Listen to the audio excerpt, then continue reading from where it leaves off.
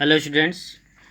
पिछले क्लास में हमने डायपोल के एक्सिस और नॉन एक्सिस पर नेट इलेक्ट्रिक पोटेंशियल कैलकुलेट किया था कि एक्सियल लाइन पर जो पोटेंशियल हमारा आया था वो मिला था 1/4πε0 P/r²। और नॉन एक्सियल लाइन पर कितना आया था 0। और किसी दूसरे पॉइंट पर अनदर पॉइंट पर एक्सिस और नॉन एक्सिस को छोड़कर एक पॉइंट P लिया था, उस पर इलेक्ट्रिक पोटेंशियल कितना आया था 1/4πε0 P/cos θ/r²। आज हमें नेक्स्ट टॉपिक पढ़ना है पोटेंशियल ग्रेडियंट। पोटेंशियल ग्रेडियंट एक तरह से हम बोल सकते हैं कि पोटेंशियल ग्रेडियंट में हम ये बोल देंगे स्लोप ऑफ पोटेंशियल। मतलब कि अगर किसी भी जगह पोटेंशियल की वैल्यू डिस्टेंस के रिस्पेक्ट में चेंज हो, मतलब the rate of change of electric potential with respect to distance, उसे ही क्या बोला जाएगा, पोटेंशियल ग्रेडियंट्स। अगर डिस्टेंस की वैल्यू बदले और उसके साथ साथ पोटेंशियल की वैल्यू भी चेंज होती है तब उसको पोटेंशियल ग्रेडियंट बोला जाता है। और अगर ये मान लिया जाए कि जो आपका चेंज इन पोटेंशियल है dv है और डिस्टेंस जो आपका चेंज हो रहा है वो आपका dr है, तो पोटेंशियल ग्रेडियंट का फार्मूला क्या मिलता है, dv/dr।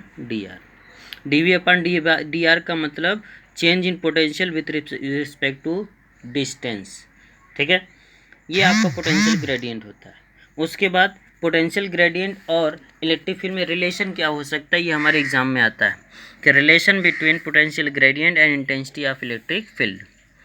ये आपको क्या मिलता है, उसके लिए हम क्या करते हैं, एक चार्ज लेते हैं +q और एक पॉइंट ले लेता हूँ मैं a, जो इस चार्ज से कितने डिस्टेंस पर है, स्मॉलर डिस्टेंस पर है।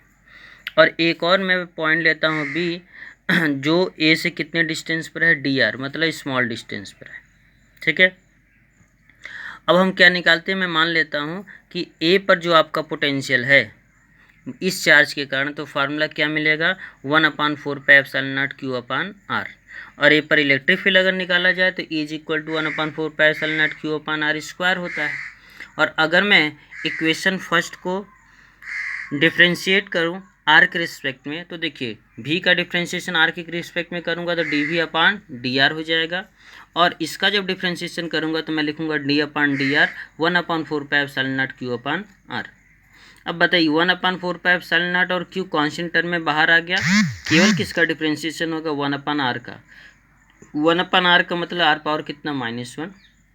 अब इसका डिफ्रेंशिएशन हम करेंगे तो फार्मूला क्या होता है डिफ्रेंशिएशन का, कि पावर को आगे लेकर आते हैं और पावर में से 1 माइनस कर देते हैं, तो आपको क्या मिलेगा, -1 r⁻²।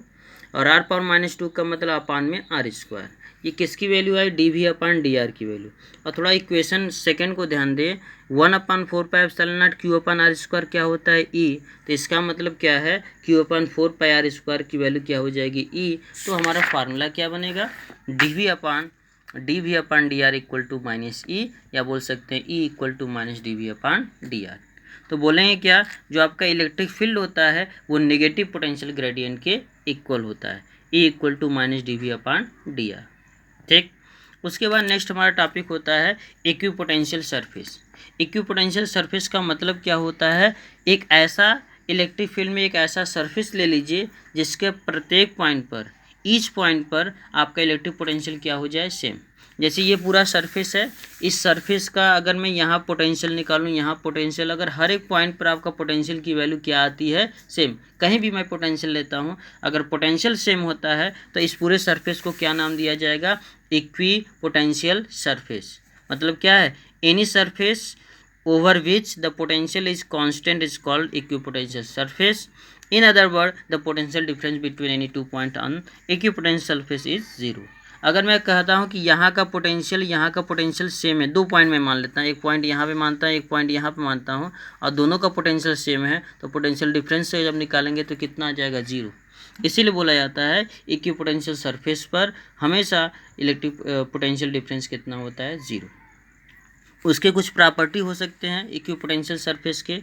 तो पहला प्रॉपर्टी क्या होता है, work done in moving a charge over on equipotential surface is 0।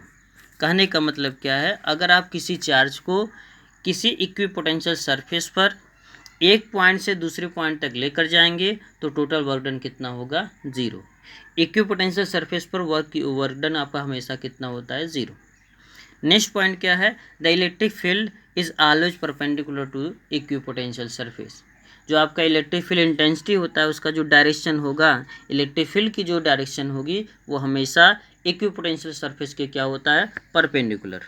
ठीक, उसके बाद the specifying between equipotential surfaces enable use to identity region of strong and weak field. मतलब जो आपका इक्विपोटेंशियल सरफेस के बीच का गैप होता है वो स्ट्रांग इलेक्ट्रिक फील्ड में आपका पास पास होता है, वीक इलेक्ट्रिक फील्ड में दूर दूर होता है।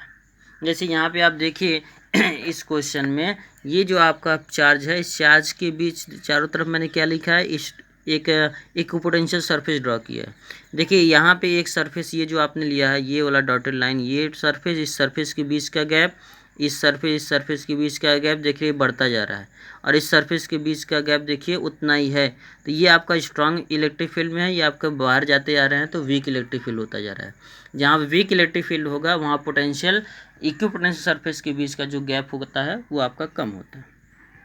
लास्ट और इम्पॉर्टेंट आपका क्या होता है, two equipotential surfaces can not never intersect each other. मतलब कभी भी दो इक्विपोटेंशियल सरफेस काटते नहीं हैं, एक दूसरे को इंटरसेक्ट नहीं करते हैं, क्योंकि अगर वो दोनों इंटरसेक्ट कर जाएंगे तो उस पॉइंट पर दो इक्विपोटेंशियल सरफेस या दो पोटेंशियल मिल जाएंगी, और एक चार्ज के लिए दो पोटेंशियल कभी भी संभव नहीं है, ये पॉसिबल ही नहीं है। इसीलिए बोला जाएगा two equipotential surface can never intersect. अब ये तो प्रॉपर्टी हमें पता चल गया कि इक्विपोटेंशियल सरफेस होता है क्या, उसकी प्रॉपर्टी क्या हो सकती है। और अब हम पढ़ेंगे कि अलग अलग चार्ज के लिए इक्विपोटेंशियल सरफेस कैसा होता है। जैसे सबसे पहले हम पढ़ेंगे फॉर अ सिंगल चार्ज। अगर हमारे पास एक सिंगल चार्ज है, उसके लिए जो इक्विपोटेंशियल सरफेस होगा वो एक स्फीयर के फॉर्म में होगा। इस प्रकार से एक छोटा सा स्फीयर बनाएंगे, फिर इससे बड़ा, फिर इससे बड़ा, फिर इससे बड़ा, ऐसे ये जो स्फीयर बनाते जाएंगे इसको बोला जाएगा सिंगल चार्ज के लिए इक्विपोटेंशियल सरफेस। अब देखिए इसके बाद मैं डबल चार्ज लेता हूँ। मैंने क्या लिया है, एक पॉजिटिव चार्ज लिया है, एक नेगेटिव चार्ज लिया है। उसके लिए देखिए सरफेस क्या होगा, राइट की तरफ आपका जो इक्विपोटेंशियल सरफेस उतना ही रहेगा, लेकिन लेफ्ट की तरफ बढ़ता जाएगा, क्योंकि लेफ्ट की तरफ जैसे जैसे जाते जाते हैं इलेक्ट्रिक फील्ड वीक होता जाता है, और वीक इलेक्ट्रिक फील्ड में पोटेंशियल दूर दूर होता है। तो इस प्रकार से आप एक प्लस और एक माइनस के लिए इक्विपोटेंशियल सरफेस, ये जो आपका डॉटेड लाइन है ये आपका इक्विपोटेंशियल सरफेस होता है। इसके बाद अगर टू चार्ज इस प्रकार से हो कि दोनों सेम हो, मतलब एक प्लस हो तो दूसरा भी आपका क्या हो, प्लस हो, तो इस प्रकार से फिगर उसका बनेगा। या ऐसे आके ये बीच में ना आकर, चूँकि ये भी इधर से आएगा ये भी इधर से आएगा, दोनों एक दूसरे को कैंसिल कर देंगे, इसलिए क्या होता है ये इस प्रकार से ऐसे घूम जाते हैं। तो ये ऐसे इस प्रकार से ये आपका क्या बनेगा, equipotential surface for two charges, लेकिन दोनों आपके क्या हैं, इक्वल हैं, दोनों ही प्लस हो सकते हैं, दोनों ही माइनस हो सकते हैं। और अगर आपको कहीं भी ऐसा दिख रहा है यूनिफॉर्म इलेक्ट्रिक फील्ड है, उसके लिए जो इक्विपोटेंशियल सरफेस होगा ये इस प्रकार से होगा। यहाँ पे देखिए ये आपका जो रेड वाला है ये आपका यूनिफॉर्म इलेक्ट्रिक फील्ड है, इसके बीच में इस प्रकार से बिल्कुल परपेंडिकुलर एक सरफेस बनाया गया है जो प्लेन सरफेस है। इन तीनों प्लेन सरफेस को बोला जाएगा equipotential surface in uniform electric field. ठीक, थैंक यू।